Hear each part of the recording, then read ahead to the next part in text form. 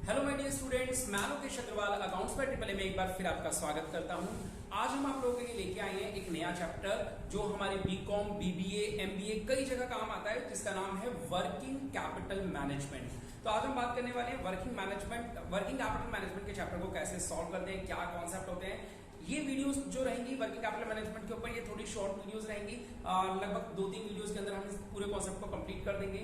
तो वीडियोस को लास्ट तक जरूर देखें और कोई डाउट हो तो आप लोग पूछ सकते हैं कमेंट सेक्शन में। और हम लोग जो बुक यूज कर रहे हैं, राजस्थान यूनिवर्सिटी के लिए आरबीडी बुक पब्लिश होती है, इस बुक को यूज कर रहे हैं। तो आपके जो एग्जाम्पल्स नंबर्स हैं जो हम डिस्कस करने वाले हैं वो इस बुक से मैच होंगे, तो आप लोग इसको यूज कर सकते हैं। तो करें शुरू बेटा, ठीक है। चलो बेटा, ये वर्किंग कैपिटल मैनेजमेंट जो चैप्टर है ना, ये वर्किंग कैपिटल के बारे में है। वर्किंग कैपिटल सुना आप लोगों ने, क्या होता है? 12th में सुना होगा, बताओ क्या होता है वर्किंग कैपिटल? बोलो बोलो, दोबारा बोलो।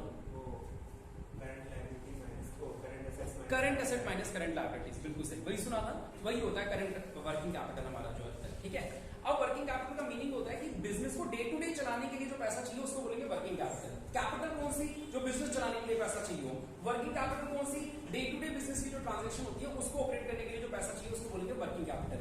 डेली हमारा पैसा लगता है कहां पे? आज हम बात करने जा रहे हैं ऑपरेटिंग साइकिल की। पहले मैं वर्ड बताता हूं आप लोगों को, ऑपरेटिंग साइकिल क्या होता है। वर्किंग कैपिटल मैनेजमेंट, ठीक है। तो हम पहला वर्ड डिस्कस कर रहे हैं ऑपरेटिंग साइकिल। बेटा सबसे पहले जब आप कोई बिजनेस चालू करते हो तो मान लो मेरी एक फैक्ट्री है जहां पे मैं स्कूल यूनिफॉर्म्स बनाता हूँ, व्हाइट कलर की शर्ट्स बनाता हूँ बच्चों की, ठीक है। स्कूल यूनिफॉर्म बनाता हूँ जो कि व्हाइट कलर की शर्ट्स होती है, सारी सेम। तो सबसे पहले मुझे उस बिजनेस को चलाने के लिए पैसा कहां लगाना पड़ेगा पता है? रॉ मटेरियल को खरीदने में। जब मैं रॉ मटेरियल खरीद के लाऊंगा, क्या खरीदते ही सारी शर्ट बन जाएंगी या थोड़े दिन तक वो स्टोर रूम में पड़ा रहेगा? रॉ मटेरियल पड़ा रहेगा ना स्टोर रूम के अंदर। पहले फैक्ट्री में ले जाके स्टोर रूम में रख दूंगा, फिर गलती जैसे जैसे बोलेगा एक था दे दो, उसको निकाल के दूंगा। तो उस पीरियड को बोलते हैं रॉ मटेरियल स्टोरेज पीरियड। यानी मेरा थोड़ा टाइम तक तो पैसा ब्लॉक रहा किसमें बेटा? रॉ मटेरियल स्टोरेज पीरियड में, रॉ मटेरियल से रिलेटेड, ठीक है।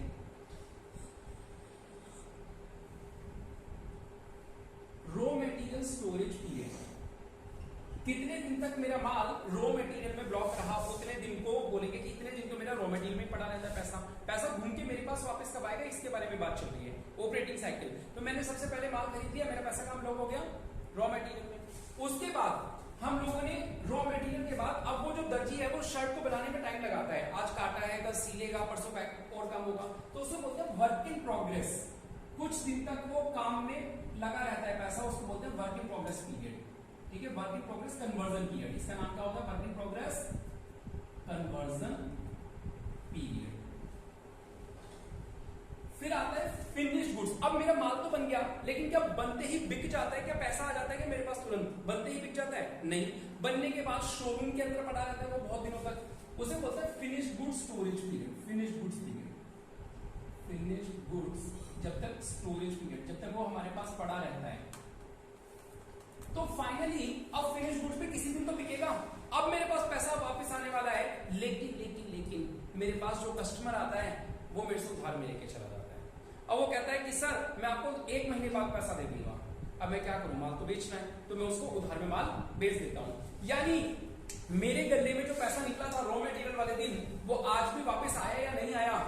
नहीं आया। तो मुझे और थोड़े दिन वेट करना पड़ा। कितने दिन तक? डेटर कलेक्शन पीरियड तक। कितने दिन तक? Debtor collection period. जितने दिन तक डेटर से पैसा कलेक्ट नहीं होगा तब तक वेट करना पड़ेगा। तो अब आपको लग गया होगा कि ठीक है सर, ऑपरेटिंग साइकिल का मतलब मान लेते हैं 1 महीने आपका माल रॉ मटेरियल पड़ा रहता है, मान लेते हैं 1 महीना वर्क इन प्रोग्रेस में पड़ा रहता है, 2 महीने तक शोरूम के अंदर माल पड़ा रहता है, और 1 महीने में आपका डेटर आपको पैसे दे जाता है। यानी घूम फिर के आपका पैसा कितने समय के बाद आपके हाथ में आ जाएगा? 1 और 1 2 2 4 और 1 5 महीने बाद? नहीं, 5 से भी थोड़ा सा कम समय हम बचा सकते हैं। क्यों? अगर हम किसी को उधार में बेच रहे हैं, वो हमारा डेटर है, तो क्यों ना हम एक काम करें, हम ये रॉ मटेरियल भी किसी से उधार में खरीद के लाएं। अगर हम उधार में खरीद लाएंगे तो हमारा वो 1 महीने का टाइम एक्स्ट्रा लगेगा या बच जाएगा? बचेगा। यानी क्रेडिटर पेमेंट पीरियड जो है, क्रेडिटर पेमेंट पीरियड, इससे हमारा टाइम बचता है। अगर आप ध्यान से देखो बेटा तो ये सारी चीजें करंट असेट्स हैं। देखो ये तीनों इन्वेंट्री होती है, इन तीनों को क्या बोलते हैं? इन्वेंट्री, हाँ या ना? इन्वेंट्री करंट असेट होती है। डेटर भी क्या होता है? करंट असेट होता है। ये भी करंट असेट होता है। और ये क्या होती है? Current liability. क्रेडिटर किसको बोलते हैं? करंट लायबिलिटी को बोलते हैं। इसका मतलब जब करंट असेट और करंट ये इन दोनों को जोड़ेंगे और करंट लायबिलिटी माइनस करेंगे तो क्या निकलता है? Working capital. और जब इन्हें टाइम में काउंट करेंगे, टाइम में, तो उसे क्या बोल देंगे? Operating cycle. ऑपरेटिंग साइकिल का मतलब कितने समय में हमारा पैसा वापस हमारे पास आ रहा है। क्लियर है ये बात बेटा?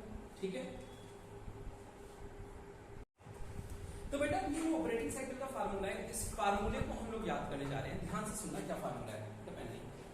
देखो इस फार्मूले को अगर याद करो, वैसे तो याद हो गया होगा, लेकिन मैं इसको देशी में फार्मूला कहता हूं। ऑपरेटिंग साइकिल का फार्मूला होता है मंडे। आप लोगों की क्लासेस कैसे होती है? ऑल्टरनेट डेज क्लासेस होती है कई बार, है ना? कई बार आपसे ये कहा जाता है कि आपकी क्लासेस ऑल्टरनेट डेज चलेगी। जैसे कि आपको आना होगा मंडे, वेडनेसडे, फ्राइडे। हफ्ते में 3 दिन आना होता है। कई जगह टीटीएस में आना होता है, ट्यूसडे, थर्सडे, सैटरडे। तो यहाँ पे आपको किस किस दिन आना है बेटा? Monday, Wednesday, Friday. और हाँ, अगर किसी दिन ड्राइडे है, विशाल कौन सा होता है ड्राइडे? 2 अक्टूबर 26 जनवरी, है ना? तो ड्राइडे है, तो ड्राइडे के दिन क्लास रखें या नहीं रखें? रखेंगे। ड्राइडे के दिन तो वैसे भी कोई काम नहीं है, तो उस दिन क्लास रख लेंगे, ठीक है? और ड्राइडे के अलावा लेकिन जिस दिन चिल्ड्रंस डे होगा उस दिन क्लास लेने आओगे या नहीं आओगे? चिल्ड्रंस डे के दिन क्लास लेने नहीं आओगे। यानी आप लोग मंडे, वेडनेसडे, फ्राइडे को क्लास लेने आओगे, ड्राइडे को भी आओगे, बस चिल्ड्रंस डे वाले दिन नहीं आओगे। इसका मतलब M का मतलब मटेरियल वाला टाइम, W का मतलब वर्क इन प्रोग्रेस का टाइम, F का मतलब फिनिश गुड्स वाला टाइम, D का मतलब डेटर वाला टाइम और C का मतलब क्रेडिटर वाला टाइम। तो आपकी क्लासेस किस किस दिन होती है बेटा? Monday, Wednesday, Friday. और किस दिन आना पड़ता है अलग से? फ्राइडे। एक दिन की छुट्टी देता हूं, किस दिन की? चिल्ड्रंस डे की। तुम्हें फ्राइडे की छुट्टी चाहिए, है ना? चलो समझ में आया फॉर्मूला सभी को? तो बेटा अब हम बात करने वाले हैं कि हमें इन सवालों को सॉल्व कैसे करना होगा। हमें बनानी होगी एक स्टेटमेंट ऑफ वर्किंग कैपिटल। यहां से ध्यान से सीखें, क्योंकि जब भी कोई सवाल करेंगे वो बिल्कुल ऐसा ही दिखेगा। इस चैप्टर में 2-3 डिजाइन के सवाल है, मेनली इसी टॉपिक के सवाल आते हैं जो अभी करवा रहा हूं। उसके अलावा 1-2 टॉपिक्स और हैं जो अलग दिखेंगे इससे थोड़ा। स्टेटमेंट्स ऑफ वर्किंग कैपिटल कौन सा लिंक कर दो, ठीक है? तो ये स्टेटमेंट ऑफ वर्किंग कैपिटल यानी वर्किंग कैपिटल कितनी चाहिए उसकी कैलकुलेशन के बारे में बात चल रही है। तो यहां हम सबसे पहले क्या करेंगे,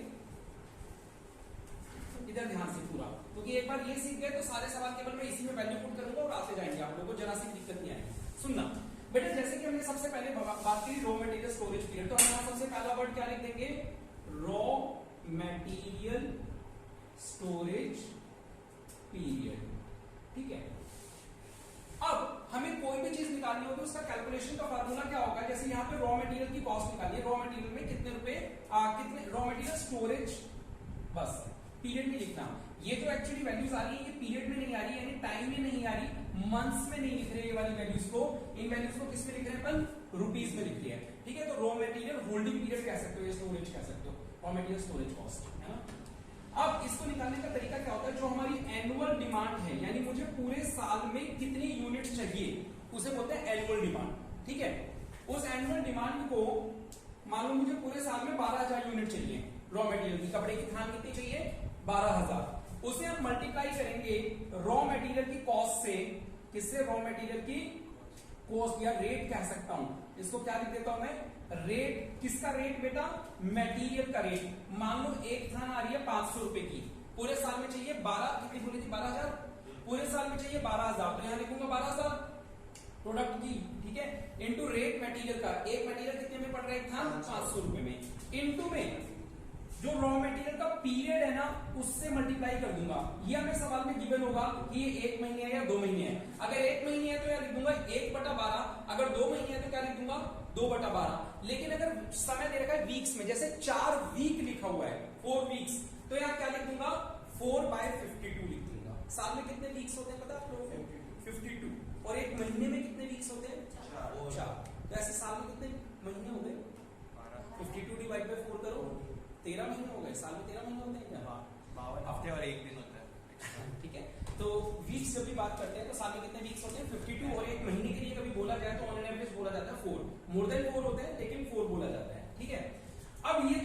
मटेरियल स्टोरेज के बारे में। अब बात ध्यान से सुनना, पहले वाले टॉपिक में केवल रॉ मटेरियल की कॉस्ट आती है, इसके बाद क्या करना होता है आपको, अगला टॉपिक क्या है, वर्क इन प्रोग्रेस वाला, तो यहाँ पे लिखोगे work in progress conversion cost, work in progress conversion cost. अब इसमें क्या लिखोगे, देखो वर्क इन प्रोग्रेस में क्या केवल रॉ मटेरियल लगता है, जब दर्जी कपड़े को सीलता है तो क्या उसमें केवल रॉ मटेरियल काम में आता है क्या, या उसके अंदर लेबर भी काम में आती है?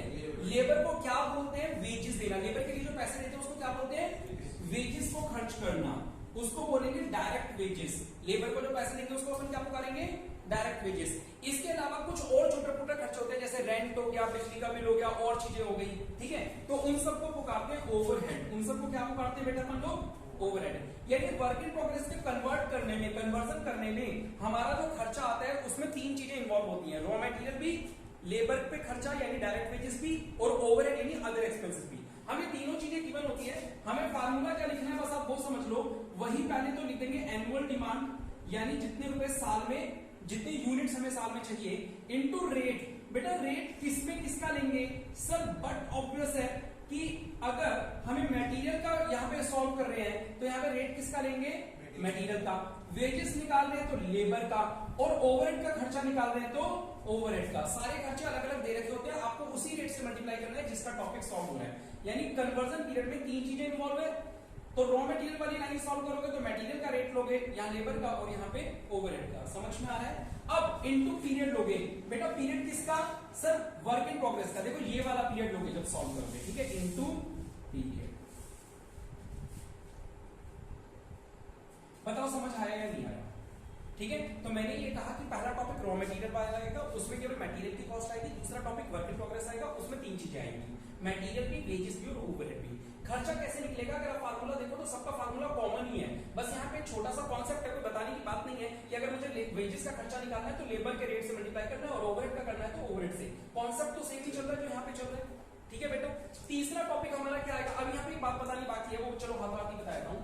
ये जो खर्चे होते हैं ना, वेजेस और ओवरहेड, वेजेस और ओवरहेड कभी भी पूरे नहीं होते। देखो रेड मार्कर से लिख रहा हूं, जब मैं रेड से कुछ लिखता हूं वो इंपॉर्टेंट बात होती है।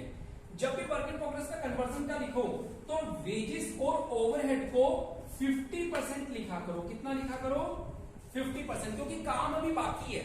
जब काम पूरा हुआ ही नहीं है तो खर्चे को पूरा कैसे मान सकते हैं, ठीक है। मटेरियल को 100% क्यों मानते हैं, क्योंकि मटेरियल जैसे ही मैं उसको कपड़ा पकड़ाऊंगा तो वो तो पूरा कपड़ा कट जाएगा, लेकिन सिलाई तो आधी हुई है, काम तो अभी बाकी है। तो इसलिए वेजेस और ओवरहेड के खर्चे को हमेशा क्या करना है, 50% मल्टीप्लाई। पहले बताओ ये समझ में आया क्या, कंफर्म करो, आ गया क्या? ये तीनों कैसे बने फार्मूले वो समझ में आ गए। बस ये याद रखना कि वर्क इन प्रोग्रेस का जब सवाल सॉल्व करते हैं तो इसमें दोनों में क्या करते हैं, इनटू 50% करते हैं, याद रहेगा।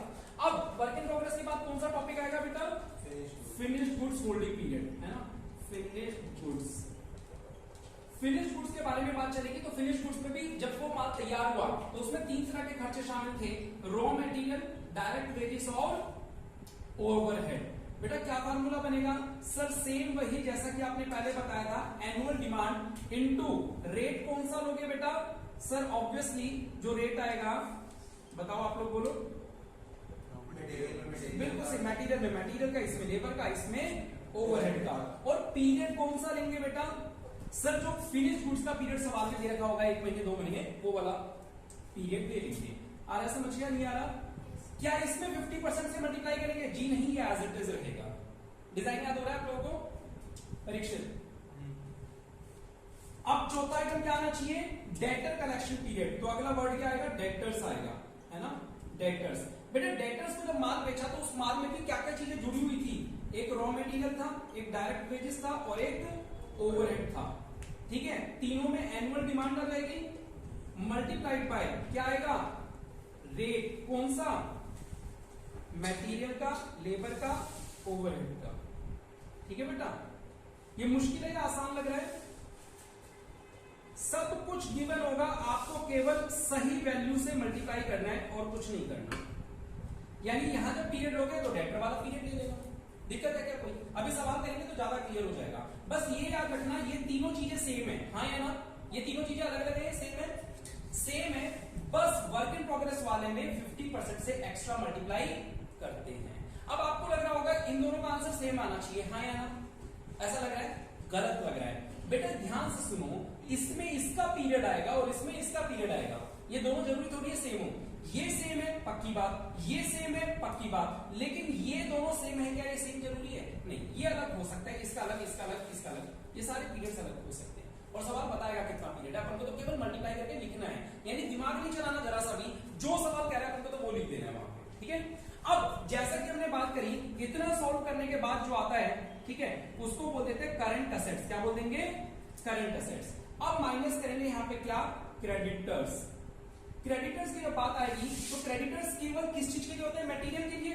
क्रेडिटर्स केवल किस चीज के लिए होते हैं, मटेरियल के लिए। तो यहाँ पे लिखेंगे मटेरियल के बारे में बात आएगी केवल, ठीक है।